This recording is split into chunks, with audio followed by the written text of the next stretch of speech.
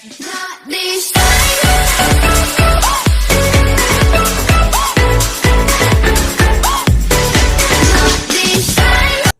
afternoon, everyone, and welcome back to the Fantasy 420, where today we are going to be continuing with it on the baseball diamond and discussing some Week 1 fantasy baseball priority waiver wire ads.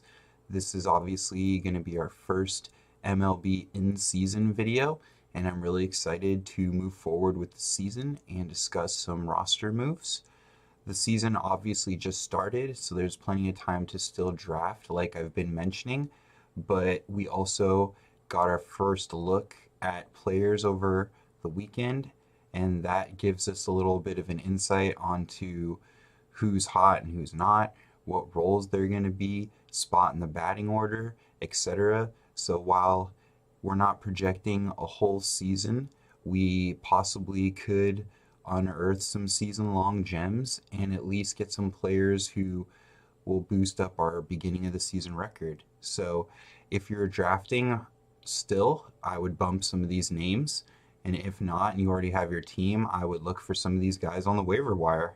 Before we start, I will mention very importantly, pay attention to who people overreact to at the beginning of the year and make a very important drop.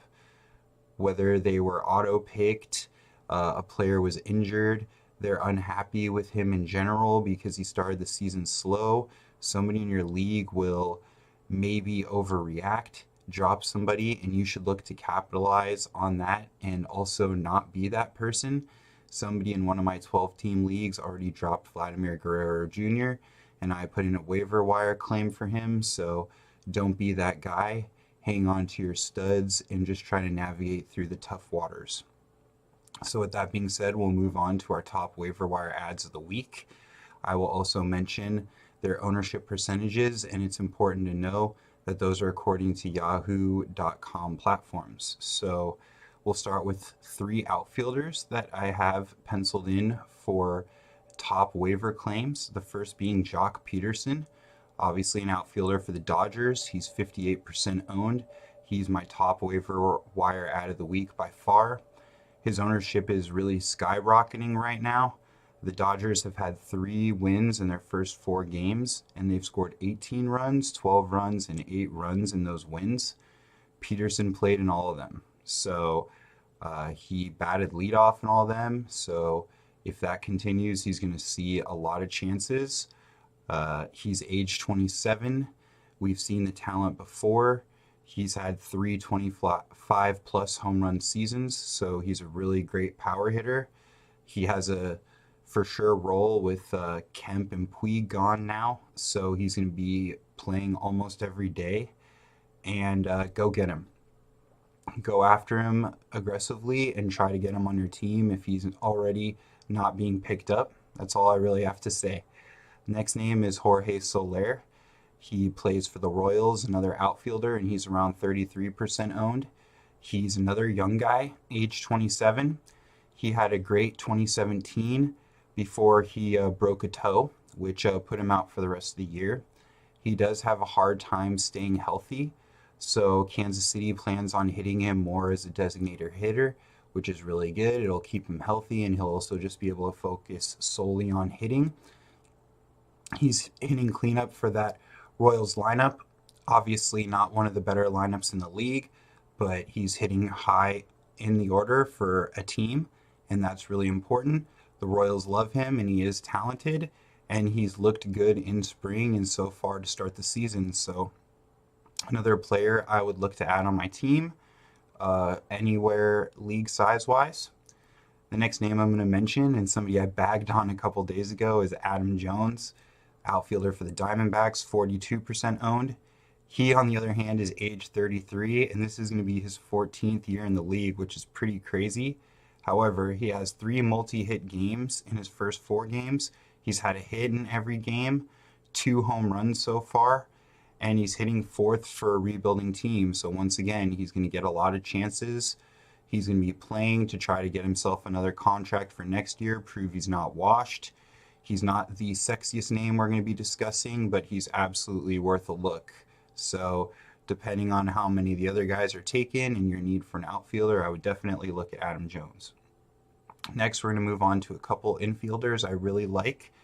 The first name being Ryan McMahon, who plays for the Rockies, and he's around 46% owned. I did mention him in a video or two ago that I did coach him in real life, 3rd and 4th grade basketball growing up, so I know he's not going to watch this video, but I wish him all the best of luck. Daniel Murphy, who I really liked them signing in the offseason, already fractured his index finger, and he's going to be headed to the injured list, so that opens up a for sure role even more for McMahon. A really young player and a good prospect, so somebody they've already tried to bring up in the league and be successful. He's gotten a hit in every single game so far. He was dominating spring training. Just another guy who everything's sort of rolling in his favor, so I would look to give him an ad, and you can get that exciting young guy.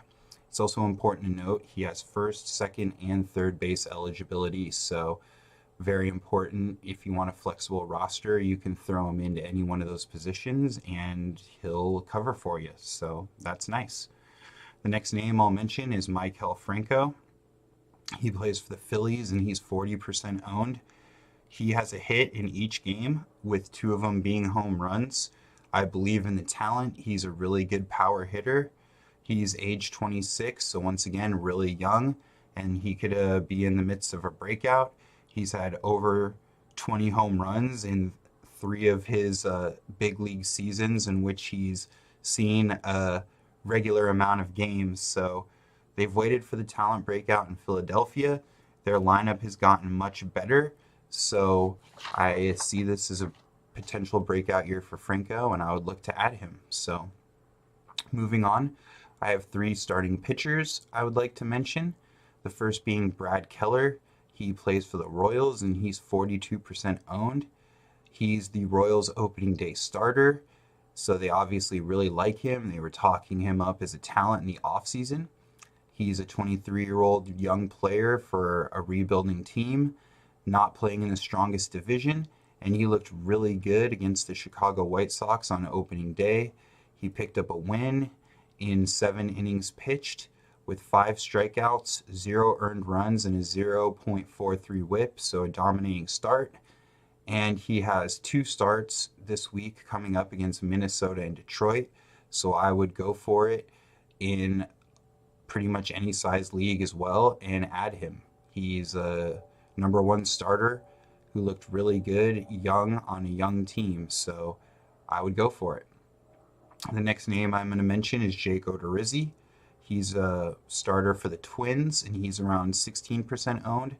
Once again, looked really good in his first start against Cleveland, playing in the same weak division. He's another young prospect, and Minnesota has always loved him and wanted him to be a good high-end starting pitcher for their franchise. Fantasy players were looking for that to translate. It has never really happened yet, and we were waiting for the breakout.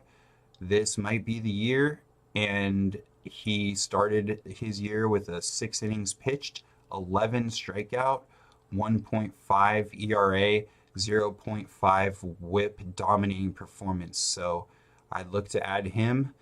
He's pretty good name to take into account on pretty much any size league. So I would definitely look at Jake Odorizzi. He's a good name.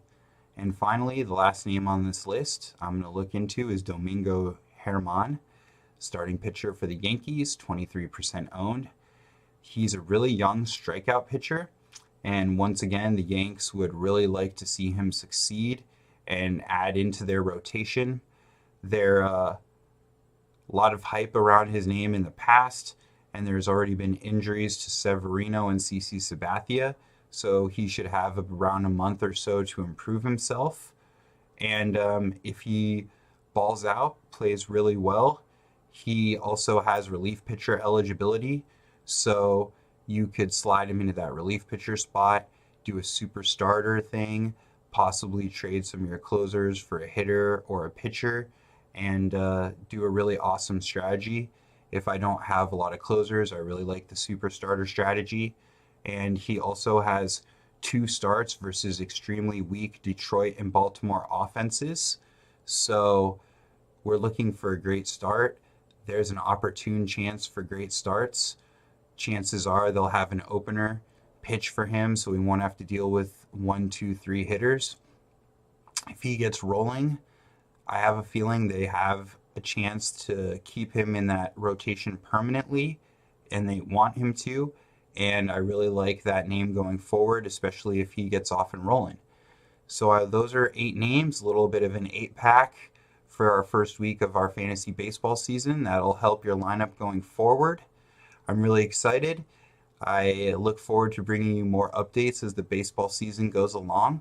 I'll leave a link to my preseason videos in case anybody's still drafting or anybody wants to take a look at any of those names.